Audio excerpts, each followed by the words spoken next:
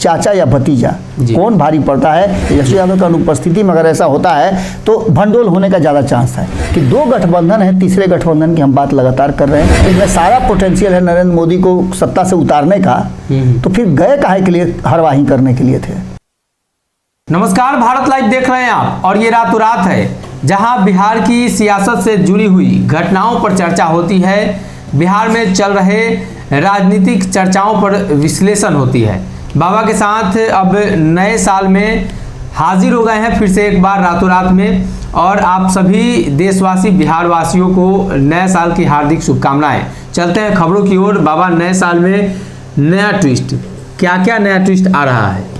सनी, सबसे पहले तो इस चराचर जगत में जितने भी जीव जंतु मानव सभी को बहुत बहुत बधाई। और हम आशा करते हैं कि ये दुनिया जो है और बेहतर तरीके से चल पाए, सारे समस्याओं का निदान हो और महादेव सब पर कृपा बनाए रखे। नए साल में हम नई खेप लेकर के आए हैं रातों रात की, और इसमें जैसा कि आपने सनी से सुना ही कि नए साल में नया नया ट्विस्ट होने वाला है। क्या क्या ट्विस्ट होने वाला है उसका अंदाज़ा जो है वो अंतिम दिन कल देखने को मिला। एक तरफ जहां आपने देखा कि नियुक्ति पत्र बांटे जा रहे थे जी, और 4 महीने की सरकार ने इतना जल्दी नियुक्ति पत्र बांटने का प्लान बना लिया। एक नहीं, कई लगातार नियुक्ति पत्र बांटे जा रहे हैं जी। इसका सीधा मतलब है कि सरकार बहुत तेज़ी से काम कर रही है, और आने वाले इन बाकी के जो 2 साल बचे हुए हैं, इस 2 साल में कोई भी यहाँ बेरोजगार नहीं रहेगा, पलायन बंद हो जाएगा, सभी लोगों को नौकरी मिल जाएगी। जो बेरोजगार हैं वो इंतजार करें, और न तो सड़क पर किसी का प्रदर्शन होगा। सारी समस्याओं का निदान हो चुका है जी। हवाई जहाज़ खरीदा ही गया है, हेलीकॉप्टर खरीदा ही जा रहा है, इसकी ज़रूरत भी थी, कारण कि युवा के हाथ में देना है तो भाई पैदल तो चल नहीं सकते हैं, और हेलीकॉप्टर की तेज़ी से अगर इस बिहार को विकास में करना है तो उसके लिए हेलीकॉप्टर ज़रूरी है जी। खैर, ये सब चीज़ें चल रही है, लेकिन राजनीति में बड़ा भारी ट्विस्ट आ रहा है। कौन किसे लुभा रहा है और कौन किससे आंख चुरा रहा है, ये चीज़ें अब देखने को मिल रही हैं। जहां एक तरफ नए साल में संभावनाएं प्रबल हो गई हैं कि नीतीश कुमार की नई चाल किस दिशा में जाएगी, वहीं तेजस्वी यादव को कहा जा रहा है कि 2023 में मुख्यमंत्री की कुर्सी पर काबिज होंगे। लेकिन इससे भी बड़ा ट्विस्ट है जो आगे हम बताएंगे। और दूसरी सबसे महत्वपूर्ण बात है कि 2 गठबंधन है, तीसरे गठबंधन की हम बात लगातार कर रहे हैं, उसका भी ट्विस्ट क्या है। यानी कि इस नए साल में 2023 में 2024 और 25 से ज़्यादा ट्विस्ट होने वाला है, क्योंकि इसी वर्ष कई राज्यों में चुनाव भी होने वाले हैं। तीसरे मोर्चे की आप चर्चा कर रहे थे, तीसरे मोर्चा में कौन कौन से दल होंगे, कौन बाहर कौन अंदर होंगे? देखिए सर, हम तीसरे मोर्चे की चर्चा जब शुरू किए थे तो आपको याद होगा कि मुख्यमंत्री जी ने बड़ा गुस्से में कहा था कि कोई तीसरा चौथा मोर्चा नहीं है, सिर्फ पहला मोर्चा है, और वो मोर्चा हमारा मोर्चा है। लेकिन अचानक से अगर आप बहुत तेज़ी से बढ़ रहे हो और ब्रेक लगा दें तो सामने वाले को अंदेशा होता है या तो बिल्ली रास्ता काट गई हो जी, या कहीं आपने कुछ ऐसा देख लिया हो जिससे कि आप आगे बढ़ना नहीं चाहते हैं जी। नीतीश कुमार के साथ यही हुआ। नीतीश कुमार देश भर के राजनीतिक दलों को नरेंद्र मोदी के विरुद्ध इकट्ठा कर रहे थे, लेकिन इसमें अचानक से उन्होंने विराम लगा दिया जी। चर्चा बहुत होने लगी कि आखिर क्या कहना है और क्या करना चाहते हैं। उसके साथ साथ कई तरह के कयास लगाए जाने लगे, और तब और ज़्यादा कयास लगाया जाने लगा जब तीसरे मोर्चे की कवायद शुरू होने के साथ साथ जी नीतीश कुमार और तेजस्वी यादव 2 धुरी पर नजर आए। एक धुरी 2025 तक नीतीश कुमार चाहते थे कि मुझे बने रहने दीजिए और आप 2025 में कार्यभार संभालने के लिए तैयारी कीजिए। वहीं तेजस्वी यादव की टीम चाह रही थी कि 2023 में उन्हें दे दिया जाए। ऐसी स्थिति में तीसरे मोर्चे की कवायद बहुत ज़रूरी हो गई थी जी। क्योंकि दोनों कब किससे जुदा हो जाएं, अलहदा हो जाएं, ये कहना बड़ा मुश्किल है। वहीं हमने बताया था कि तीसरे मोर्चे की शुरुआत करने के लिए जहां एक तरफ प्रशांत किशोर लगातार तैयारी कर रहे हैं, कई राज्य की जो वहाँ के क्षेत्रीय दल हैं वो उनको सपोर्ट कर रही है। वहीं आपको बता दें कि जिन जिन लोगों को एनडीए और महागठबंधन में जगह नहीं मिलेगा वो कहाँ जाएंगे, तो इसमें कई नाम हम जोड़ रहे थे। इधर हाल फिलहाल में आपने देखा होगा कि जहाँ मुकेश सहनी को न एनडीए में जगह मिल पा रही थी न महागठबंधन में, लेकिन 2 दिनों में बहुत कुछ बदला। आपने देखा कि लिट्टी चोखा भोज में उनको बजाबते सम्मान के साथ बुलाया गया, निमंत्रण मिला, और ये चर्चा शुरू हो गई कि वो महागठबंधन के हिस्सा होंगे। लेकिन उस समय तेजस्वी यादव नहीं थे। तेजस्वी यादव की अनुपस्थिति में अगर ऐसा होता है तो भंडोल होने का ज़्यादा चांस है। उससे ठीक पहले हम लोगों ने खबर चलाई थी और जो तस्वीरें सामने आई थी, जिस तरह की बातें भीतर खाने से आ रही थी कि उनकी मुलाकात नित्यानंद राय से भी हो गई है, जो बिहार देखने वाले अमित शाह के बहुत करीबियों में से एक है। मतलब अमित शाह का आंख नाक कान जो है वो बिहार में वही है। तो ऐसी स्थिति में तीसरे मोर्चे में कौन कौन शामिल होंगे, इसकी कवायद तब और ज़्यादा मजबूत हो जाती है जब कांग्रेस ये कहती हो कि प्रधानमंत्री तो मेरा होगा जी।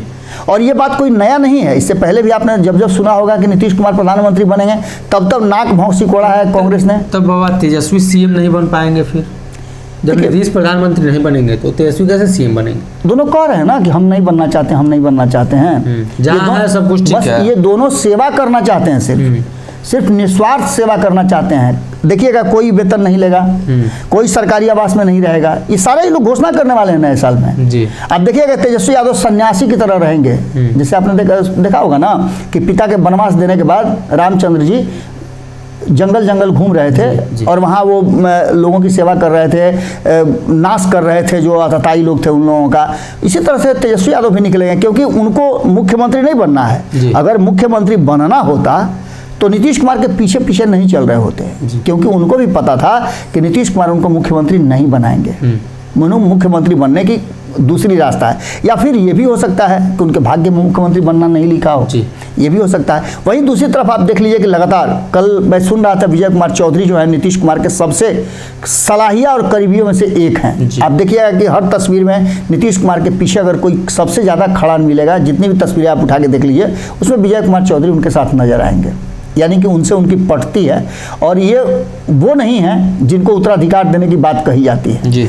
तो ऐसी स्थिति में विजय कुमार चौधरी जो बात कर रहे हैं वो अगर माना जाए तो नीतीश कुमार ने कई बार ये बात कहा है, जैसा कि विजय कुमार चौधरी कहते हैं कि वो प्रधानमंत्री की ख्वाहिश नहीं रखते हैं।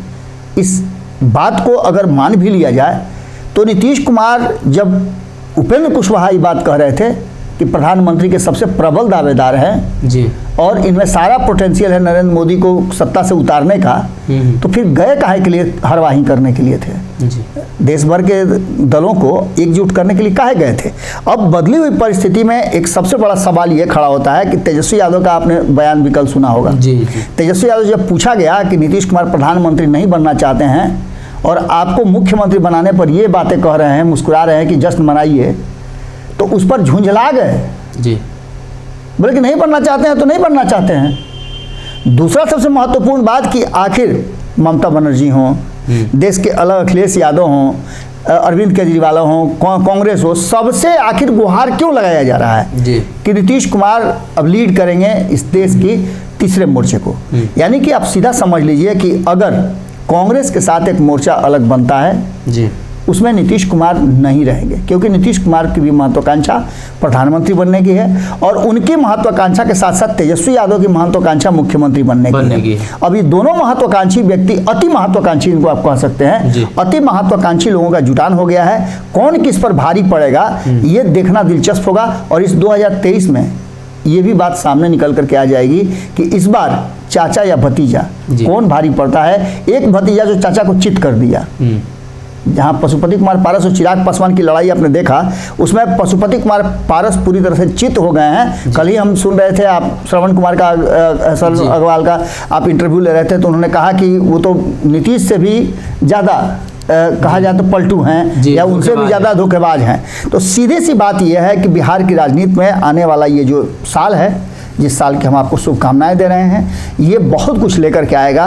और आप एक दिन भी बिना इंटरटेनमेंट के नहीं रह सकते हैं। आपको टीवी देखने की ज़रूरत नहीं है, आपको किसी भी और इंटरटेनमेंट की ज़रूरत नहीं होगी, क्योंकि सबसे बड़ा इंटरटेनमेंट अगर कहीं है तो भारत लाइव पर है। और इस इंटरटेनमेंट का कारण हम नहीं हैं, बल्कि बिहार के वो राजनेता हैं जो लगातार आपका मनोरंजन करते रहते हैं, बयान देते रहते हैं। नीतीश कुमार के साथ बैठकर लिट्टी चोखा खाने वाले जीतन राम मांझी जब ये कहते हो कि शराबबंदी का फैसला गलत है और थोड़ी थोड़ी पीनी चाहिए, और नीतीश कहते हैं कि ये तो हो ही नहीं सकता, उनसे हम तुरंत पूछते हैं और इसका जवाब नहीं आता है। यानी कि सीधे तौर पर आप समझ लीजिए कि कहीं ना कहीं इस साल 2023 में 2024 के चुनाव से पहले एक से एक आपको ट्विस्ट देखने को मिलेगा, और फुल मनोरंजन के लिए आप तैयार रहिएगा।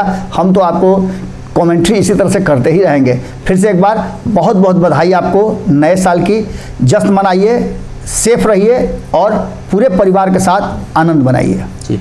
तो कहीं ना कहीं बिहार में जो लगातार चर्चाएं चल रही थी तीसरे मोर्चे की, उसमें भी विराम लगा। नीतीश प्रधानमंत्री नहीं बनेंगे, इस बात पर भी चर्चा हुई, और नीतीश नहीं बनेंगे तो तेजस्वी यादव का पत्ता ऑटोमेटिक ही कट जाएगा, यानी अब तेजस्वी की उम्मीदें 2025 पर टिकी हुई है। अगर ये वीडियो पसंद आई और वह बिहार के राजनीति और बिहारियत से सरोकार रखेनी तो सब्सक्राइब बटन दबा के चैनल के सब्सक्राइब कर ली। ओजे एगो घंटी बा, ओकरा बटन दबा देला से कुल सटीक और मारक खबर रुआ मुफ्त में मिल जाई। अगर रुआ पत्रकारिता के हमनी के नया प्रयोग में सहयोग कर चाहतानी तो ज्वाइन बटन दबा दी। पेटीएम नंबर नोट कर ली 9386816700। धन्यवाद।